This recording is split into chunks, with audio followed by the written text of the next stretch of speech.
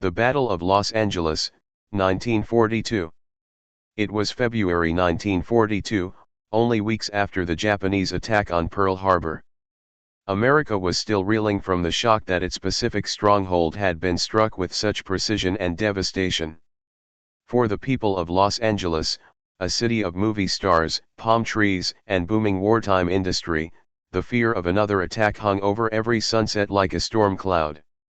Searchlights had been installed across the city. Anti-aircraft guns dotted the coastline. Blackout curtains were mandatory.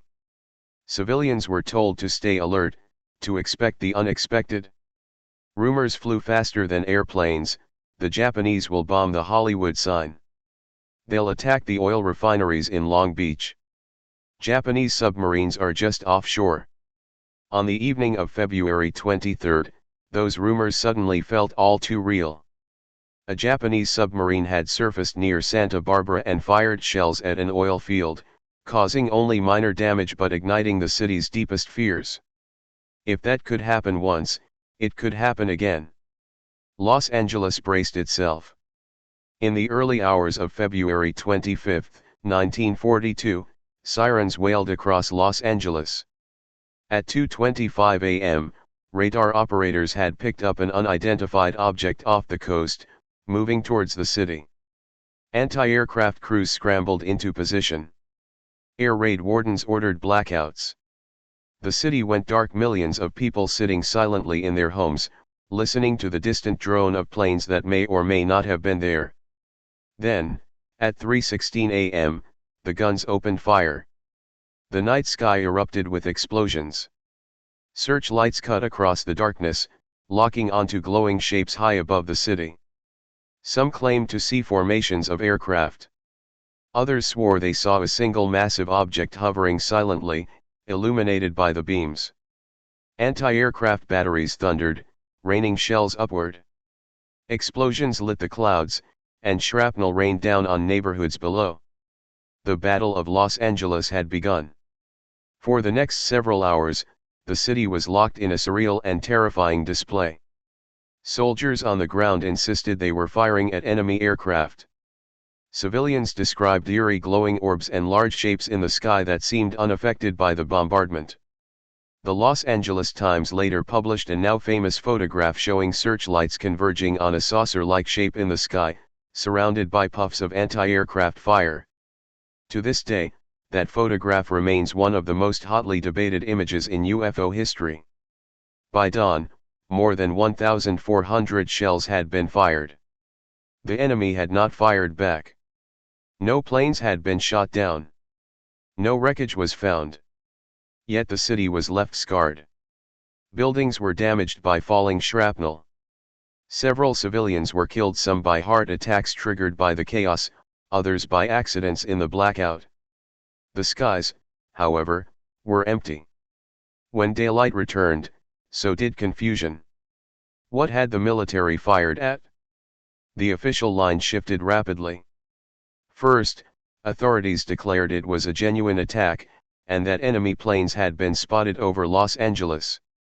Then, military officials backtracked, suggesting it might have been a false alarm triggered by war nerves and a stray weather balloon. But for the people who had been there, the explanation felt hollow. They had seen something. Entire neighborhoods had witnessed glowing objects, aircraft-like shapes, and in some cases, a massive craft that appeared impervious to firepower. The press ran wild with the story. Some newspapers mocked the military's clumsy explanations. Others hinted at a cover-up. Editorial cartoons joked that Los Angeles had spent the night shooting at a balloon. Yet beneath the humor, there was unease. Millions of rounds had been fired, people had died, and the military didn't seem to know what had actually happened. The people of Los Angeles did not forget that night. In the days that followed, stories poured in from every corner of the city. They weren't uniform. They weren't consistent. But they carried a common thread: something unusual had happened above Los Angeles.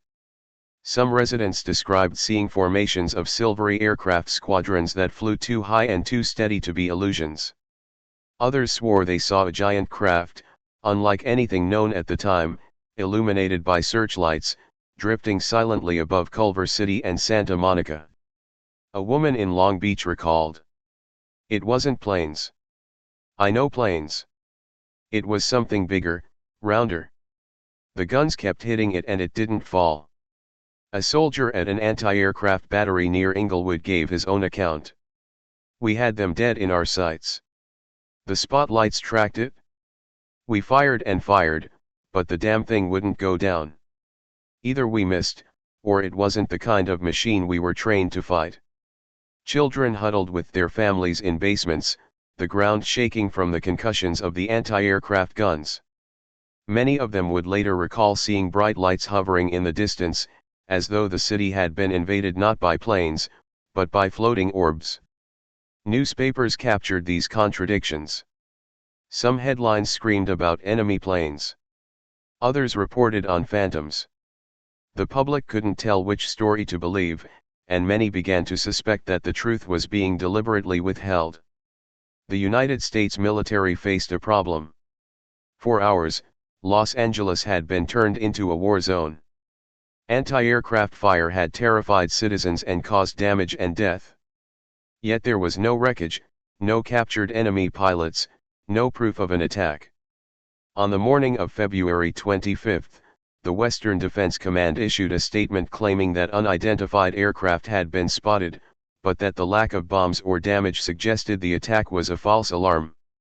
Later that day, Secretary of the Navy Frank Knox went further, declaring the whole event to be nothing more than war nerves. But General George C. Marshall, the U.S. Army Chief of Staff, prepared a secret report for President Roosevelt that told a different story. His report noted that as many as 15 enemy aircraft might have been involved and that the entire city had engaged in a most confusing anti-aircraft action. Even within the government, the story kept changing. Was it enemy aircraft? A weather balloon? Or simply mass hysteria? Each explanation seemed to unravel under scrutiny. In the years after World War II, as stories of flying saucers and UFOs began to circulate, the Battle of Los Angeles was retroactively pulled into the narrative. Ufologists argued that the military had not fired at planes or balloons at all, but at alien craft.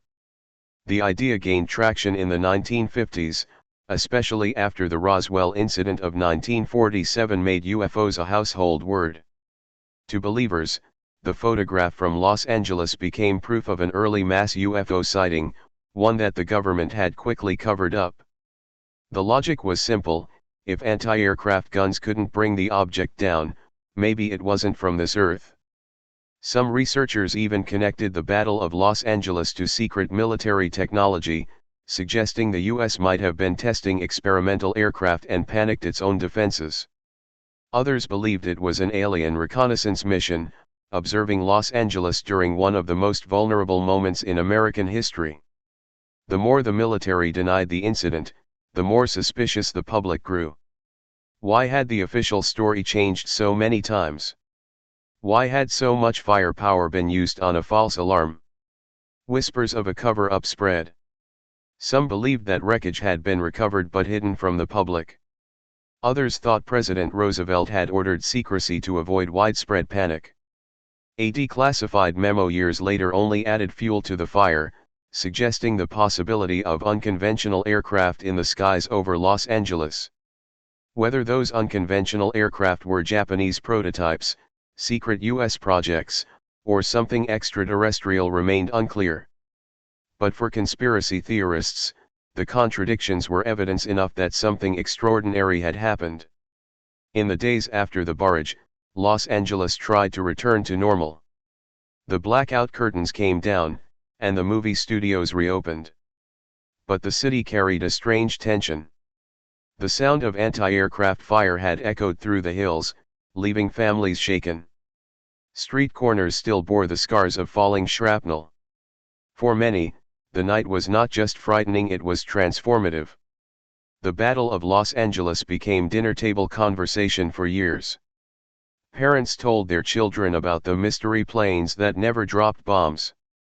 Veterans remembered the eerie silence between the explosions, when the glowing object in the sky seemed untouched by the weapons of war. Even decades later, Los Angeles locals still pass on the story like folklore. Some frame it as comedy: the night our city fired thousands of shells at a balloon. Others retell it with a shiver: the night we saw something that wasn't from here. Perhaps it was inevitable that the movie capital of the world would take the story and make it larger than life.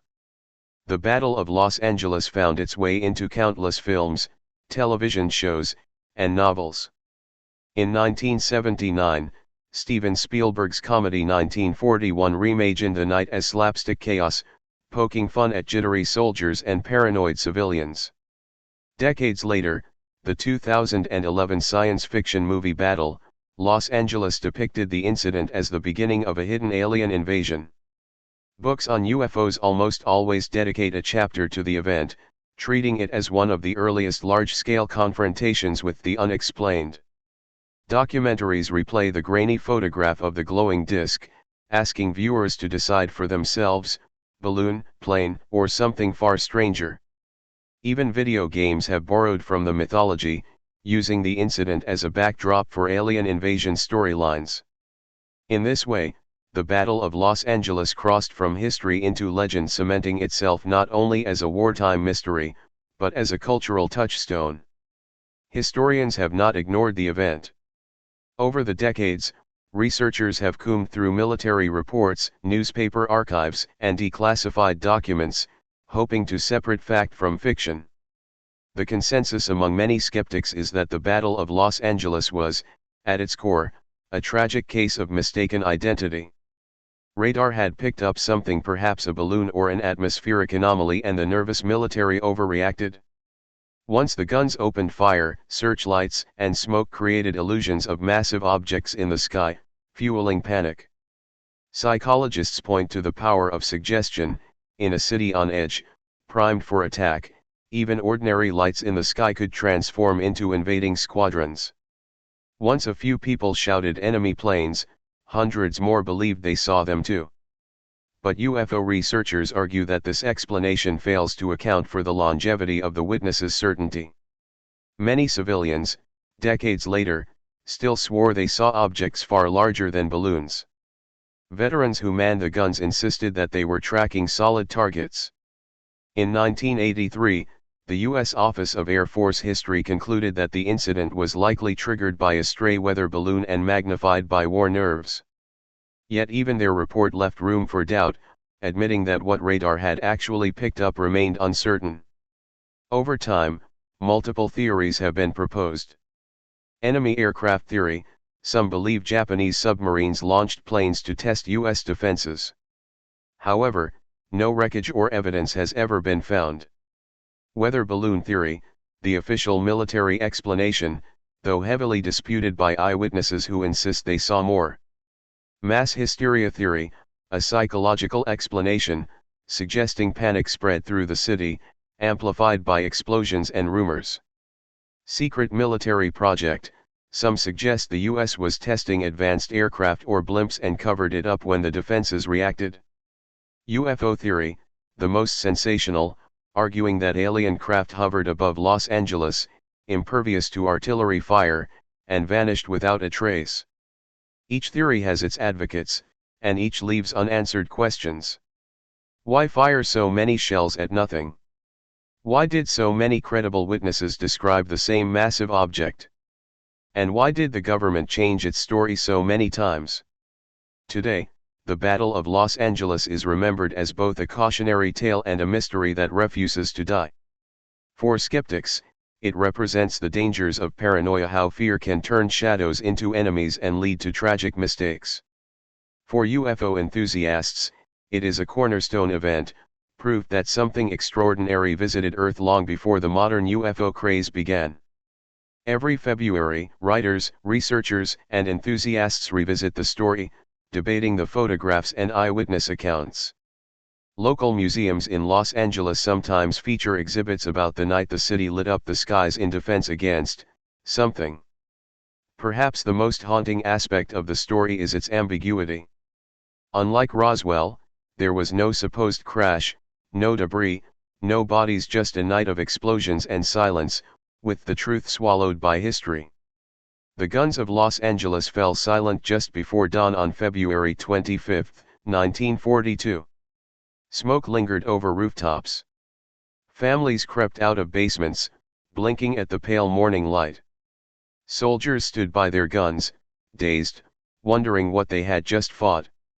The city had survived the night, but no one could say what they had survived against.